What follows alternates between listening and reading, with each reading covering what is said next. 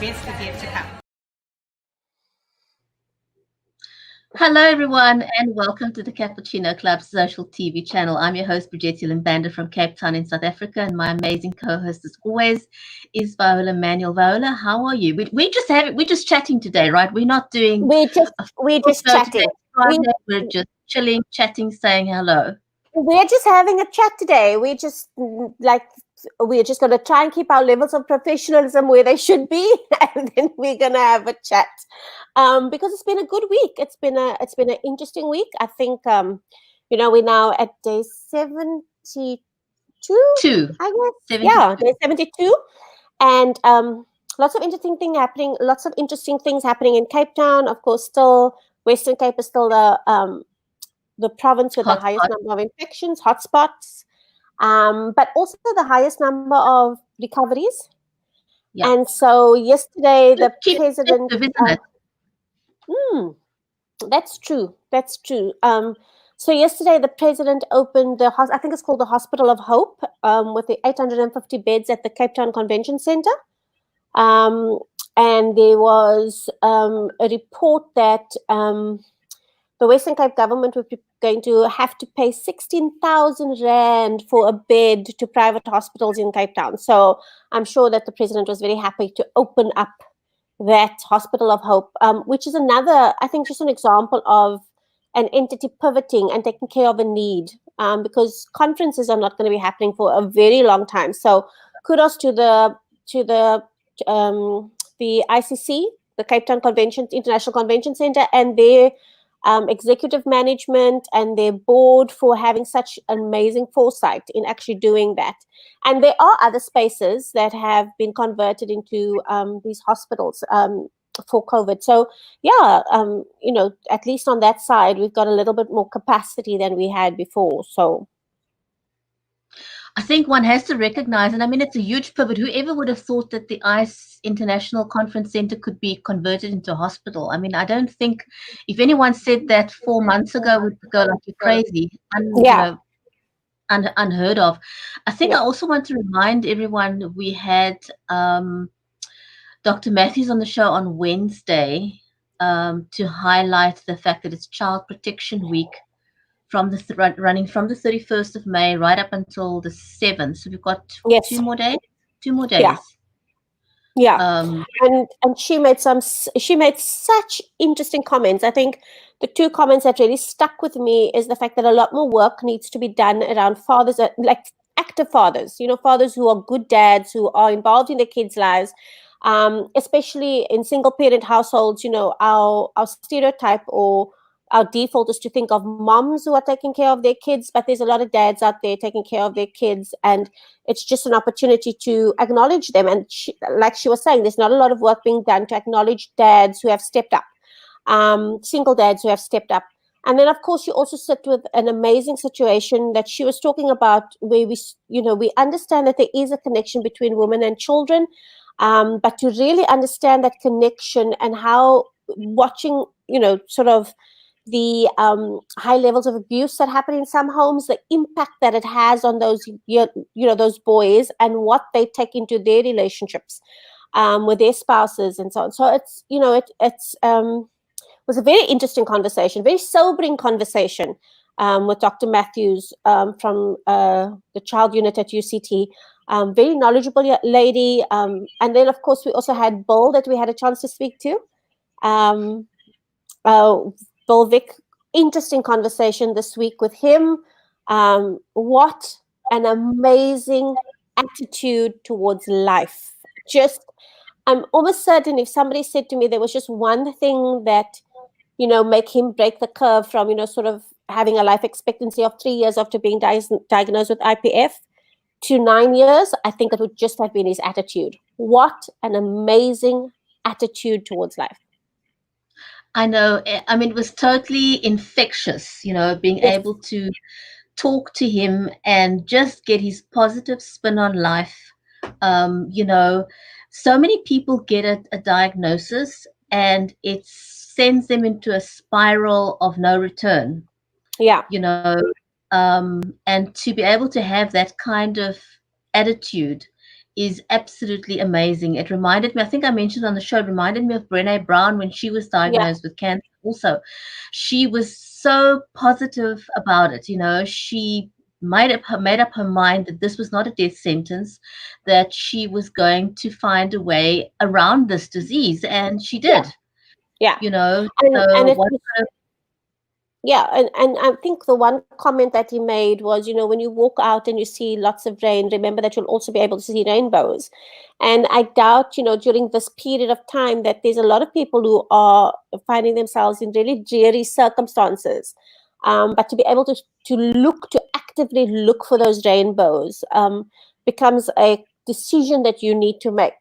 And I think, I worry a lot about people who are going through depression at this time in terms of lockdown, just people who are lonely during this time. And you really just have to sit down and think, what would it be like if you didn't have your family in your space with you, and you're now going to day 72, technically isolated from everybody else. Yes, you can go out to go and jog and you can go, but robbed of any kind of meaningful engagements for 72 days. It must be so difficult. It is a challenge, and I was talking to a friend in the UK today, referring to my own experience, this not just this past week, but for the past 2.5 weeks. I have, experienced not one, but several losses of people that were close and near and dear to me. And, I was talking to her about, or she actually brought up the conversation about how difficult it is to deal with a loss during COVID-19, and how people handle that. How do people handle the memorial services? How do they handle the grieving process?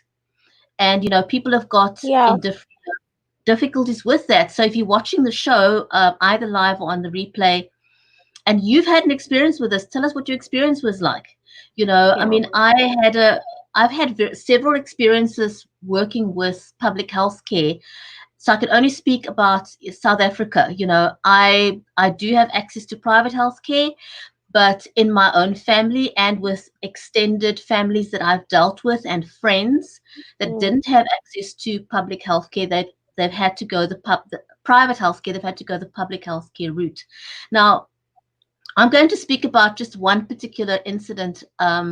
One of, I mean, there were a number of incidents that left me feeling heartbroken and devastated. And, one such incident was yesterday. The person passed on just after 7 p.m. We waited for the paramedics who arrived at 20 past 10, Sure. the police that arrived 45 minutes after that, and they were all called at 7:30 p.m. The undertakers who got lost, I don't know what happened to their GPS, but they eventually arrived after midnight. You know, is this indicative of COVID-19 where resources are stretched, or is that just the way it is?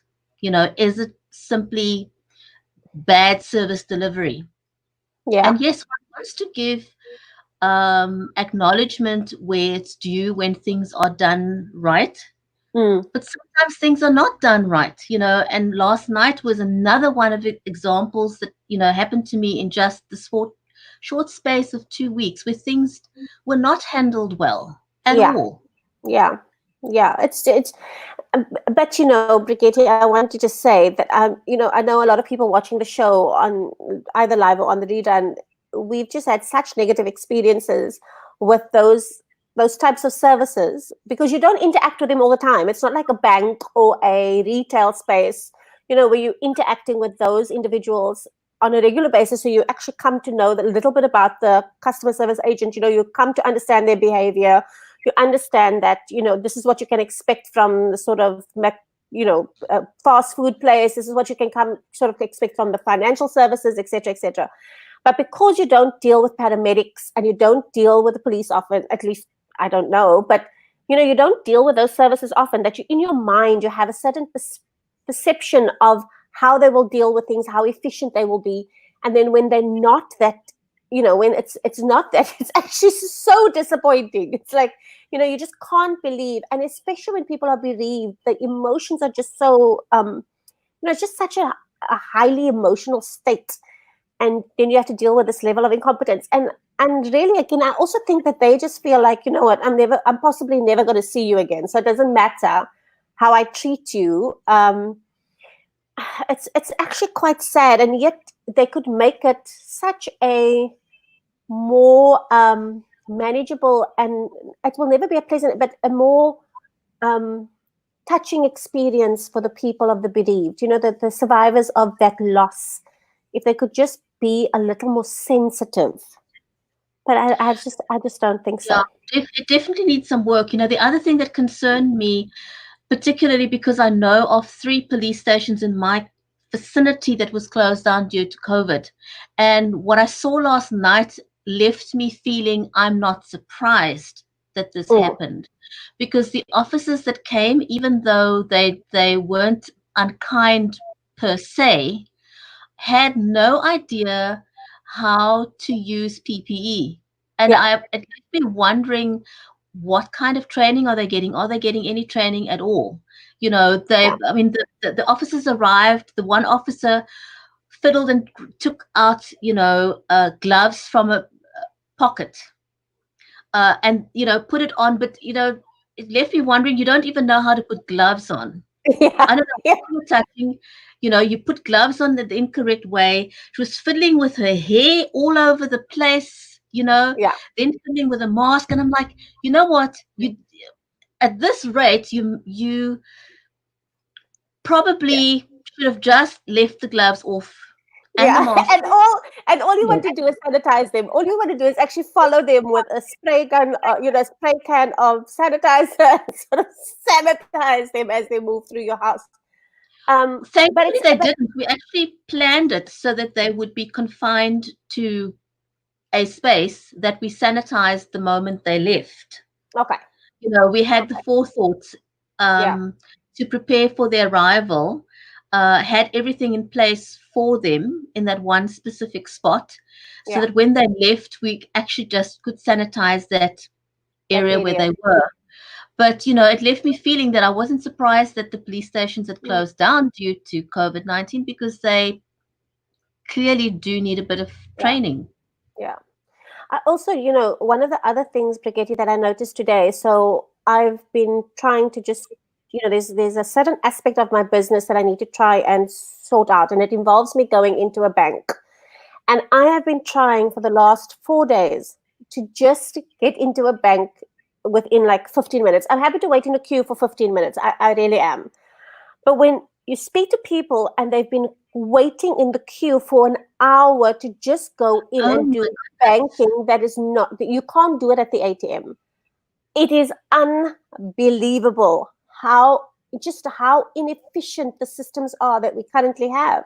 I mean, first of all, 3 branches I went to were all closed. So you're limited to 2 or 3 branches Yeah. close to you. And of course, that just means that the queues are sprawling. I mean, they are just sprawling through the mall, and you have to stand there. And when you tap the person, they just say like, "How long have you been waiting?" Over an hour to get into the bank. So, there's just like so many unintended consequences of COVID, things that we could not have expected. And a lot of level three's decisions are leaving government open to a lot of lawsuits. Just the whole thing about the kids going back to school, how chaotic that has been. It's just it's unbelievable in terms of, initially when we had hard lockdown level 5, Brigitte, everything seemed to have really been thought through. I just don't know if level 3 has thoroughly been thought through, because it's just like so many question marks. There's just so much confusion. Um, so yeah, I think we are in for and the voice of in the lockdown now is becoming much stronger. People are saying it's a blunt tool. It's not working anymore. People are they're so over it. People are doing their own thing. It's going to be interesting to see how this, what it looks like in the next 2 or 3 weeks. I think it's going to be quite telling in the next 2 or 3 weeks. It's been, because I see the main roads are busy. It seems like it's business as usual in the Yeah, main roads. yeah. You don't see much social distancing going on in the main roads. Not at all. And I mean, even the amount of traffic on the road. And this is with a call for people who can work from home to continue to work from home. It just says that there's a lot of people that are not continuing to work from home. And it is interesting. We had a board meeting yesterday, and one of the board members said, no, he was just like so ready to go back to work. And I know some of my colleagues as well, some of the ladies, that also have now had to sort of work from home and share office with their husbands. All of them are just waiting for that opportunity, for that gap to go back to the office, because it is taxing, and it's quite exhausting for some people to have to work from home because it's so new. And so, the idea of schlepping in traffic for an hour is actually something they look forward to. It's something that, that they can just sort of let their hair down and listen to their favorite music and be in their own space. So, I do think that things are fundamentally different now, but it's interesting to see just how much of the change we've been forced to adopt will remain with some people. Some people are happy to go back to the old ways of doing things. Yeah. So if you're watching the show, let us know in the comments how things have changed for you. Are there certain habits that you are going to maintain going forward? What is your business going to be doing? I do know that a lot of parents that I've spoken to, Viola, are not sending their children to school because they're not feeling comfortable. Another thing I've also heard is a lot of people making some noise about the fact that children were not consulted. Yes. They did Yes. not ask the children how they felt about going back to school. Yes, and I actually think that it is one of the politicians that have lodged a lawsuit against the government. And one of the things that the politicians actually said is that the public participation process was derailed by COVID, and they should have done a better job. And that included speaking to the kids as one of the main stakeholders. And so children were not consulted. That's true. Children were, if I think about my experience with Shay, I got emails asking me, would he go back to school? But I'm not quite sure that he was consulted at all. So, it is quite interesting to see how things are evolving. But I do think that we are going to hear more and more parents saying, sorry, I'm not sending my kid to school. How many schools are closing down because they're finding that teachers are infected, pupils are infected. Red Cross Hospital, quite a high number of infections there. So next 2 or 3 weeks are going to be interesting. It's going to be, and I also believe a lot of schools that I've heard of, generally speaking, some schools have received PPE and sanitizers, but there are many schools that have received absolutely nothing. Yeah. So I have heard reports from local government saying that the schools are prepared, but when you speak to the teachers, when you speak to the headmasters, they're saying we did not receive anything, and we're having to dig into our own resources, and we're not sure that we can, how long we can sustain this simply with our own resources and ensure social distancing. It places a lot of responsibility on teachers who already in certain schools are way overstretched. Yeah. So it's going to be telling. Yes, I do hear that the statistics in terms of COVID-19 spreading amongst children are relatively low, but it's low when you don't speak about your own child. But what if your own child is involved?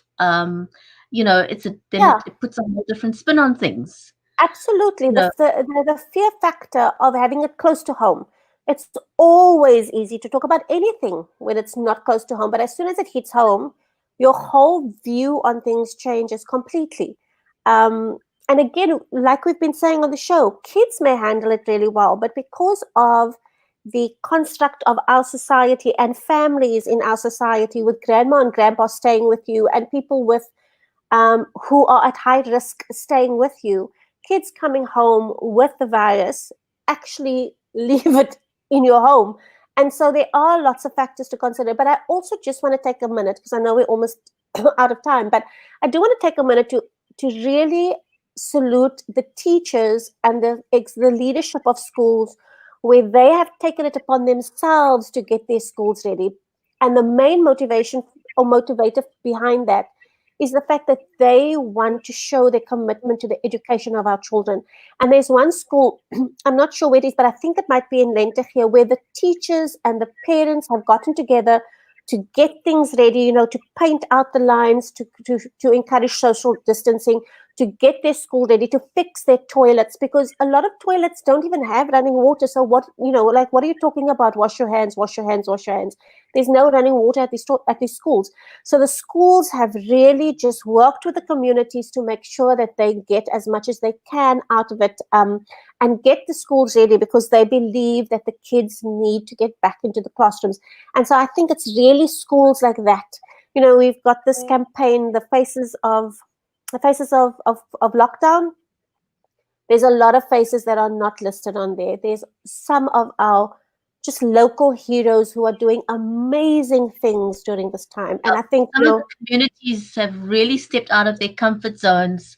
Moms and dads with real hearts and souls who have poured in their very little, sometimes they're almost non-existent resources, but for the greater good of their own children and the children in the community, they've really gone the extra length. There's a comment here from Annika. She says, I'm so sad for my husband to return to work. It was really nice having everyone in the best.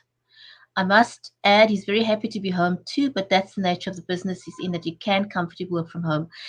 That's one of the things that is so true. I was speaking I was on a Zoom call earlier and saying, for some families, it's been a godsend where they've actually been, had the time to be present with each other and to reconnect. We've spoken a lot about the negative things that have happened, the divorce rates, violence against women and children, but there are positives too. It's also been good for families that have taken the time to draw towards each other. Yeah. And look, I know Annika, she is one of the things about, I think she's also got her own channel. I forget what the name of the channel is, but Annika Adams, she has got twins, little twin boys. They're gorgeous, and a little girl. But the work that she's put into continuing the education of her kids through lockdown, and she's posted it, and she's been willing to share. And the comment we said, how full is the new viral? She's just been willing to share how she's been, just managing this lockdown. And for some people, like you say, there are so many success stories and so many opportunities for everybody in that family to just draw closer. And I do believe, there was one stage, there were lots of sort of poems and sort of very philosophical thoughts going out there on what a great opportunity lockdown was for us just to reconnect and just to think about the way we are living our lives. And I'm saddened by the fact that all the confusion and the lack of direction has sort of taken us away from that to where we've gotten into the space now where we're just trying to figure it out again. So yeah, it's not been an easy time, and I think the next 2 or 3 weeks are probably going to be more difficult than the first few weeks of lockdown. It is. It's going to be interesting because a lot of people are returning to work. I know there's still some difficulties fighting for hairdressers and nail technicians and those people to go back to work. Also, lots of single moms in that space, lots of single parent families in that space. Absolutely. So it's going to be interesting to see how that is handled. There's a lot of things the government's done right, but there are some certain things that they could do better. And so, we look forward to seeing that issues like those being resolved so that people can return. I mean, I've heard stories of, where people has had one payment of UIF back in March, one payment. It scares me to think, and just constantly talking to different groups that you belong to and different networks that you belong to. It's just sad to see how quickly things are changing. Just like like 3 retrenchments this week, and then suddenly the business closes next week and everybody sits without jobs. It's just happening so quickly. There's no warning, there's nothing. I think people are expecting it and they're anticipating it, but when it happens, it's still such a psychologically draining experience for you, because the reality is, if there was no lockdown and you lost your job, there would be other businesses, a lot of other businesses still functioning in your industry, where you felt that you would have an opportunity to actually apply for a job. You in the printing industry, your business closes down due to a contractual issue or whatever. Your business closes down. There's still so many other printing companies that you can go and apply for. But right now, there's not, that opportunity is gone. So when you lose your job now, it's almost this hopelessness that flows over people, that there's just like no opportunity and moratorium. So, you're not being told you didn't get the job, or, you've applied for a job, you're not going to get the job. It's just that, sorry, we're freezing posts. So it's really weird in terms of the space that we're in right now, to just keep your focus and to just keep a level of positivity. That's what was so great to speak to Bill. He just, I know we needed that injection of positivity. Absolutely. And to many of our viewers, if you're not feeling great and it's like starting to really weigh you down, just watch that show with Bill Wicks. He was just unbelievably inspirational. So yeah, thanks. I know we're running out of time, and you and I always say we'll start this conversation. We always say we'll just chat for about 15 minutes, and then we always end up going the full 9 yards. But it's always great chatting to you, and it's always just great hearing from our viewers and being able to pick up on some of the shows that we've done and just the impact that it has. Absolutely. And something we haven't touched on, and I'm not going to go too deeply into that right now, but if you're on the tourism industry, let us know what you're doing, how you're coping, because it's one of the industries that's been the hardest hit by COVID-19. The industry is just about on its knees. Yeah. There doesn't seem to be any significant plan coming from government with regards to saving the tourism industry. And it would seem that the industry itself is trying to take matters in their own hands to try and do some form of business rescue for those, the many that have lost their jobs in the tourism industry. So if in the tourism industry, let us know in the comments, and perhaps we could invite someone from the tourism industry onto the show. Let's see. We'll put our feelers out there and see what's happening, and maybe try and get the CEO of Cape Town Tourism to just have a conversation with us. But I do want to just say that, one of the areas to pivot for a lot of the guys in tourism that are in the transport of tourists, to start considering the transport of employees, because most businesses now have understood that, you put yourself at great risk to actually employ, to get your people transported in public transport. So there's an opportunity to pivot, even these massive, transport companies that are in that space. So, it is a good opportunity and time to just be consulting with each other, creating think tanks to talk about how do we pivot. The Cape Town Convention Centre is now a hospital. So they are, you just have to sit down with the right minds and come up with the answers to that. But thanks for the lovely conversation, madam. Likewise. Thank you, everyone, for joining us, and thank you for watching this on replay. And have a great Friday evening. Take care. Be safe. Take care. Bye-bye.